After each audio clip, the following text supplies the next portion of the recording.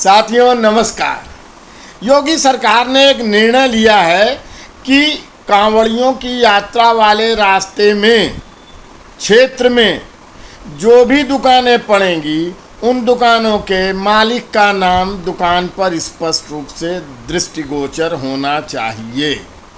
इस पर तमाम तरह की राजनीतिक बात हो रही है। कांवड़ियों की धार्मिक यात्रा, तपस्या भावना और सात्विकता इत्यादि की चर्चाएं हो रही है, लेकिन इस पर मैं एक विधिक पहलू कहना चाहता हूं और अनुरोध भी करता हूं, आप सबसे भी अनुरोध करता हूं, यह मांग उठाइए कि सभी दुकानों पे भवन स्वामी का नाम होना चाहिए।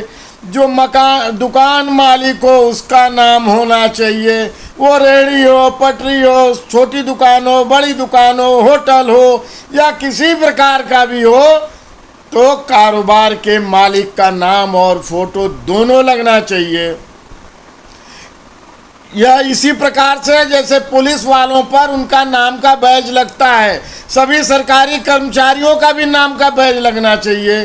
क्योंकि जो नई संहिता आई है, भारतीय न्याय संहिता, उसके अंतर्गत एक व्यवस्था हो गई है, 0 FIR सभी के लिए उपलब्ध है। मान लीजिए कोई वाराणसी में सामान खरीदता है और वह मध्य प्रदेश में जाकर उस सामान को जब अपने घर पे जाकर खोलता है तो उसमें वो बात नहीं मिलती है जो तय हुआ था, जो सौदा हुआ था, तो वह मध्य प्रदेश में जो निकट का थाना है वहाँ FIR करा सकता है। ऐसी स्थिति में यदि उसे दुकान मालिक का नाम सही मालूम रहेगा तो FIR करा लेगा और इन्वेस्टिगेशन में ऑनलाइन शरीक भी हो जाएगा और उस दुकान मालिक को पहचान भी लेगा ऑनलाइन।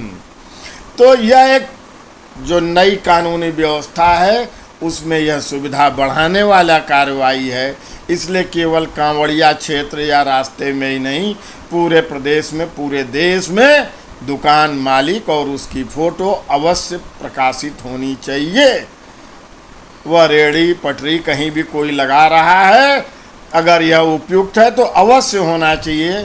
इससे ये होगा कि उस दुकानदार द्वारा, उस दुकान के कर्मचारी द्वारा यदि कोई ठगी, धोखाधड़ी, बेईमानी, बदतमीजी की गई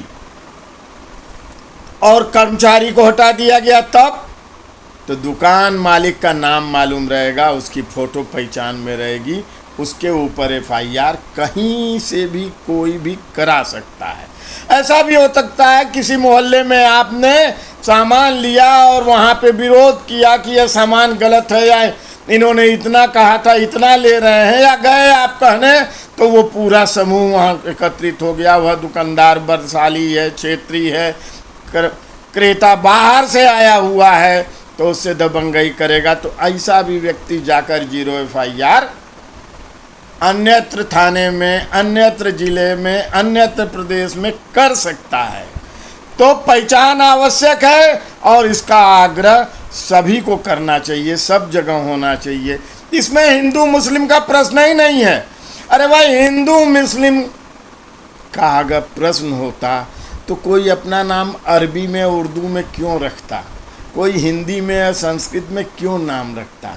नाम वो तो अलग पहचान के लिए ही रखा है ना, तो उससे क्या फर्क पड़ता है? छिपाने की क्या ज़रूरत है?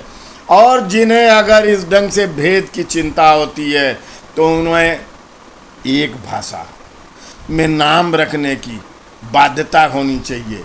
जातियों का भी उल्लेख नाम में बंद होना चाहिए।